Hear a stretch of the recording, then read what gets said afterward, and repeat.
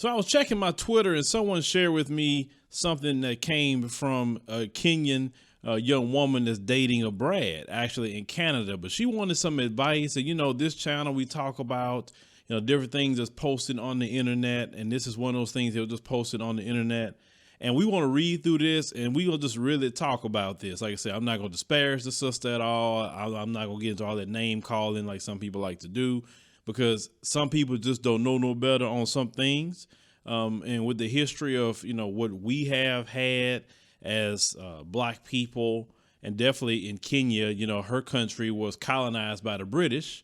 You would think that maybe she wouldn't go down that route due to the history, but let's talk about this. So she had wrote a post on Reddit, actually, and she said that her boyfriend, he's 25 years old and she's 23, and she's been dating him for a year now. Okay, so one whole year.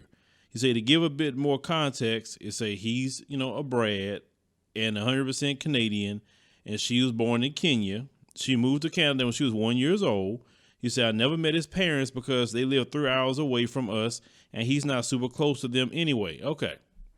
So if I'm dating a woman for a whole year and I don't want her to meet my parents at all, nobody in my family really know her like that, that's already red flag number one, sis. But I'll go ahead and read. He said, when lockdown started and both our jobs closed, he asked if I wanted to spend a few weeks with them so I could meet them and visit his hometown. And I said, sure, sounds fun. Well, now, for a whole year, I didn't get to meet your folks. And all of a sudden, I'm going to meet them after a year, and I'm going to spend weeks with these people I don't even know. Listen, I don't even want to be around people sometimes for a few days that I don't even know. Let me meet you a little bit, and then I'm going to leave. Okay. There's all kinds of things wrong with this post, but I'm going to continue. So they say we drove down there on a Friday night, and when my boyfriend introduced me to his parents, they were super nice. He said we were talking and laughing and all things was good. He said when it was getting late, my boyfriend and I decided to prepare to go to bed and went upstairs. It said when he was already in bed, she said he realized he forgot his phone chargers downstairs and asked her if she could please go get it. Okay. So when she was walking down the stairs, she heard his mother, still at the kitchen table, mention her name. So she said she was being nosy. She stopped to listen. Okay. And they said that she was nice and, and she was happy to hear that from them. But then his father said, it's a shame she's a Neega, though. That's what we say here. We say Neega. Shout out to Michael Blackson for doing that, because we're going to borrow that from Michael Blackson. That's what he said. It's a shame. He said his mother answered, as long as he doesn't marry her, he said, it's fine. And he won't. He knows we would be disappointed. Now, she said that she froze up, waited for them to change the subject, and got her boyfriend's charger and went upstairs. Now, she continued to say, I don't know how to feel, and I still don't. She said, I'm lucky enough to have never felt this kind of racism. She said, so I'm a bit lost on what to do. She says, what his mother said implies my boyfriend knows his parents are not happy with him being with me. He knows them very well. He knows that they're freaking racist. And see, that's, we talking about Canada here. So you have a lot of, that it's different types of racism, but it sounds like the liberal racism, like, oh, hi. And, oh, you're such a great person. And behind your back, they're talking, racist behind you. Okay. So she said, what his mother said implies my boyfriend knows. We read that part. He said, is this why he waited so long to introduce them to me? Yes, because that's the question she's asking. He's saying, why didn't he warn me that his parents don't want him dating a black girl? Maybe in his mind somewhere he thought that maybe if they meet you that they'll change their minds, and he ought to know better than that. He said, do I even talk to him about it? Yes, you should. He said, I don't want to cause more drama, but at the same time, I'm mad. And you should be mad at the situation and mad at yourself, but I'll talk about that. It said, and also sad. I know we're not there yet, but would his parents' disapproval stop him from marrying me? I would think maybe 9 times out of 10 it would. He said, and if we have kids where their grandparents hate them because they're not white enough, strong possibility. He said, I love my boyfriend so much. I know he loves me, but I don't know what to do and how to go about this. So that's why we're talking about, see, this is some of the things that's not really being spoke about by certain people on, the internet. Okay. So the issue is, I know some of us, want to do, whatever we want to do, and that's fine. Like I said, I don't tell people what to do. Your life, do what you want to do. I've always said, and I would never back down on what I said. Like I said, I don't know why people say, oh, he changed his mind. Now I don't change my mind about anything.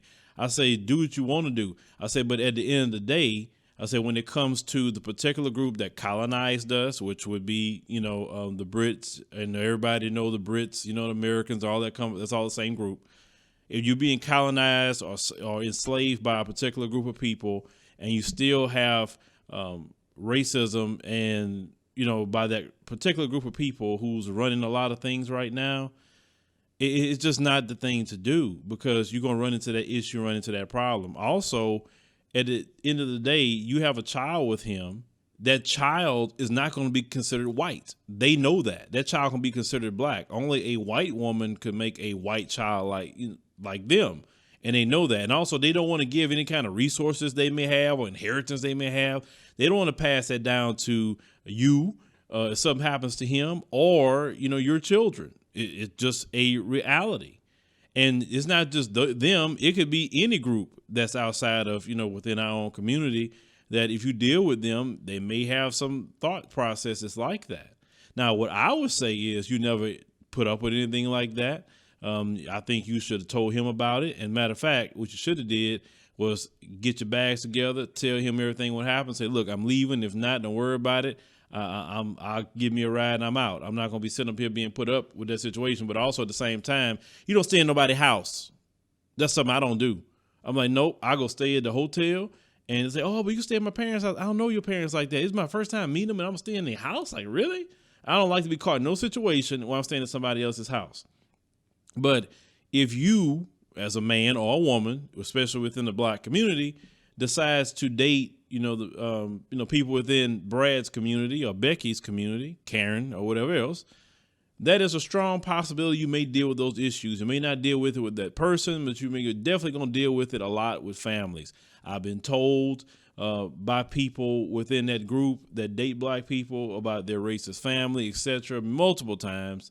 And I would say that's a road you're going to deal with. I don't know your name, but you're definitely going to deal with that if you continue to date people like that guy that you're dating.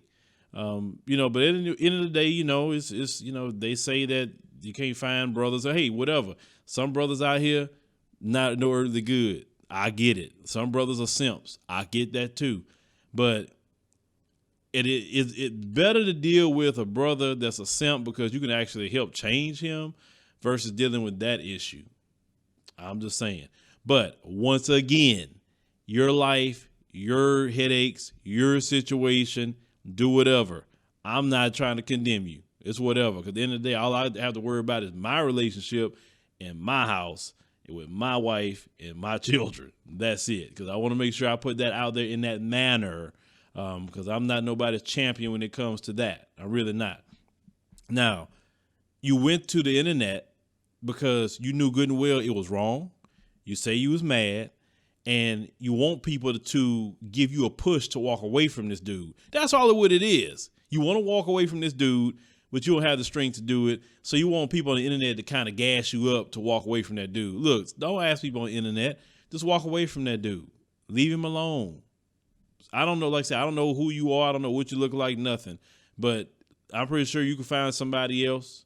And I'm pretty sure some brothers in Canada probably would be interested in you, possibly. I don't know. I don't know how you come across. I don't even know if you reject brothers. I don't know if you don't date them at all. I don't know, and I'm not saying nothing about that.